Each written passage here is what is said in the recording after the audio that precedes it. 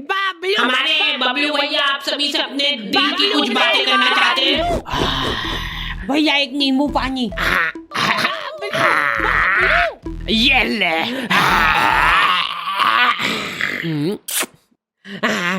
बाबलू बाबलू बाबलू बाबलू आगे बबलू भैया। आ चुका है वो दुनिया की रखवाली करने। बाबलू भैया, अरे कोई बात नहीं, कोई बात नहीं। पैर के ऐसे तो हट जाए। नहीं बाबलू भैया, मैं नहीं हटूंगा। बाबलू पहलवान, बाबलू पहलवान।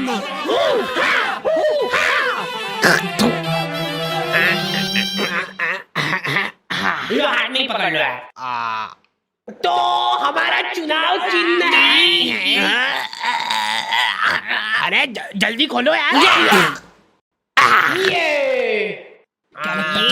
क्या है? ये हमारा दिल है, हमने खुद फोटो खिंचवाया है इसका। शाबाश, लो छपवा दो इसको। ये हमारा ही दिल है, बस बाहर से। ओ भाई, और इसके इर्द गिर्द जो बाल है वो हो आप। ये दर्शाता है आपके और हमारे पावन रिश्ते को।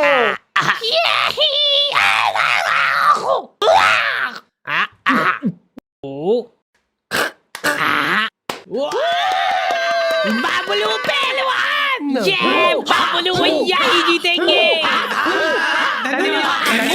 बहुत धन्यवाद। इन भैया को कपड़े दो यार, कोई कपड़े दो। तो आ गए फिर से। तो गर्मियों में कुछ लोगों को कूलर नसीब होता है और कुछ लोगों को बेकार कूलर नसीब होता है। हमारे पास एक प्राचीन कूलर था जो कि इनको दहेज में मिला था। तब से ही लीक हो रहा है वो। टप टप टप टप टप टप टप। वहीं पे कुछ लोगों को अच्छा कूलर तो नसीब हो रहा था, लेकिन फिर भी वो सो नहीं पा रहे थे। अब आइए, थोड़ा थोड़ा ऊपर। अब इन सभी को ऐसा लग रहा है कि सामने वाले के पास ज्यादा हवा जा रही है।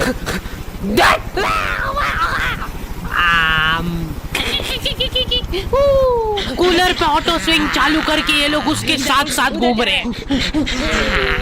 रात भर ऐसे ही भगते फिर रहे ये लोग तकिए ले लेके। हमारे साथ ये प्रॉब्लम नहीं थी क्योंकि हमारे पास ये ऑप्शन ही नहीं था। आगे का पूरा फड़का उड़ा हुआ था हमारे कूलर का। आज तक हम लोगों ने उसकी फुल स्पीड नहीं देखी है क्योंकि पहली स्पीड में वो भागो। हमको ऐसा लगता था कि फुल स्पीड में चालू कर दिया ना तो हमारे सोने के बाद उड़ के बाहर चला जाएगा वो।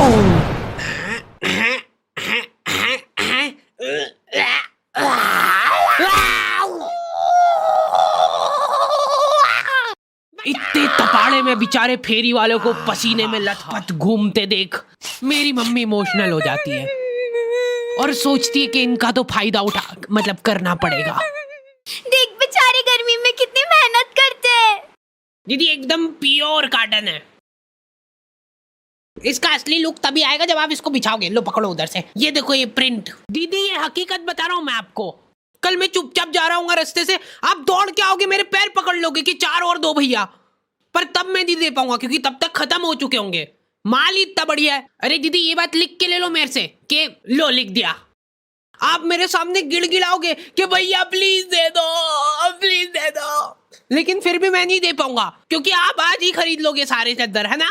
अंधा पोटेंशियल है इन लोगों में। ये तुम्हारे सामने जिंदा आदमी बेच खाएगा। दीदी ये देखो, ये कुछ नहीं होता है इसको। ये और तो और पूरा फोल्डेबल है। ये चाहिए ना आपको? चाहिए ना? चाहिए लो ला दे दो। चलो। लेकिन मेरी मम्मी उसको रुला देती है।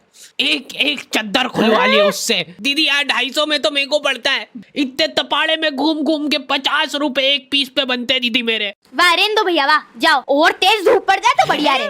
वो बापड़ा तुम्हारी कॉलोनी की 4 राउंड लगा के वापस से आएगा तुम्हारे घर के सामने। और तुम्हारी मम्मी को पता है ये चीज, वो गेट पे ही खड़ी है। क्या हुआ भैया फिर? लो ले लो यार दीदी। उस बेचारे ने घाटे में जाके बेचा है माल, उसके बाद भी मम्मी। बेटा तेरे को मालूम नहीं है ये सब चोरी का माल रहता है इनके पास। तो फिर उससे खरीदा क्यों? एक बार को मान लो कि वो चोरी करके भी लाया है, तो उसमें भी तो मेहनत लगी है उस बेचारे की। हाँ, ये मम्मियों के पास कुछ अद्भुत ताकतें होती है, उनमें से एक है ये। 1 घंटे बाद खराब हो जाएगी। मम्मियाँ सामान सूंघ के उनकी एक्सपायरी बता देती है। मेरे को आज भी याद है वो दिन जब बस आखिरी 10 मिनट बचे हैं।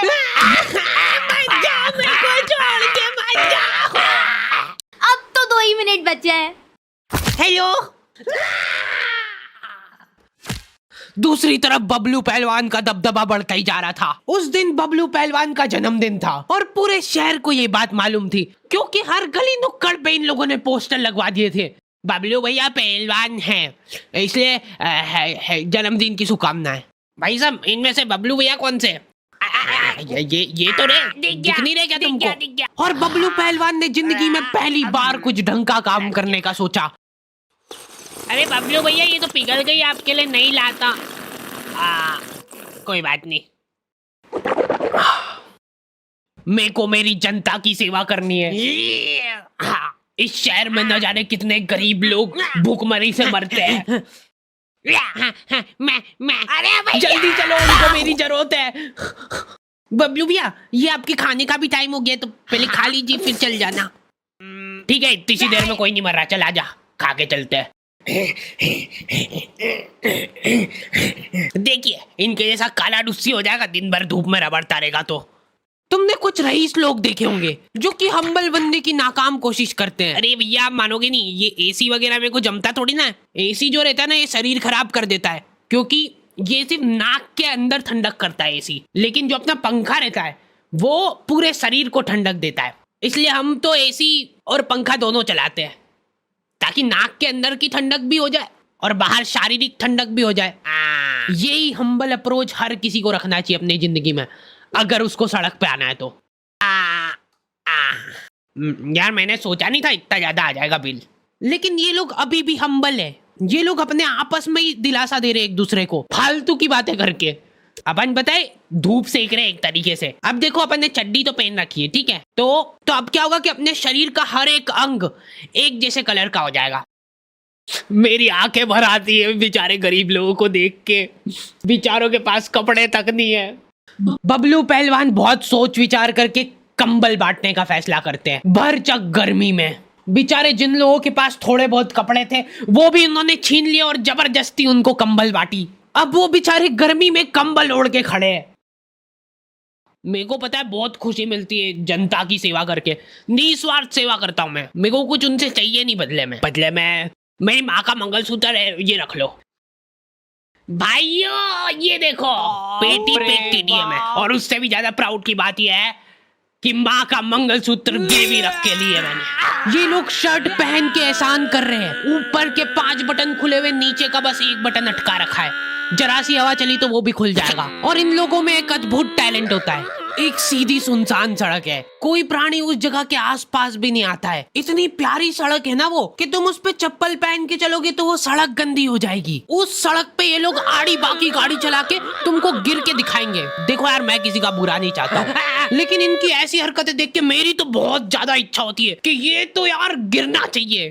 तुम्हारी भी इच्छा तो होती है मन मन में, पता है मेरे को, ठीक है? भगवान इसको गिराओ यार। Thank you. तेरी माँ तो हाथ टूटवा के बैठी थी ने, अब तू भी पैर तोड़वा के आ गया। ये सीट पे सीढ़ी लगा के चढ़ना रहता है क्या? अरे कुछ नहीं होगा, आप बैठो तो सही। देखा, मैंने बोला था ना कुछ नहीं।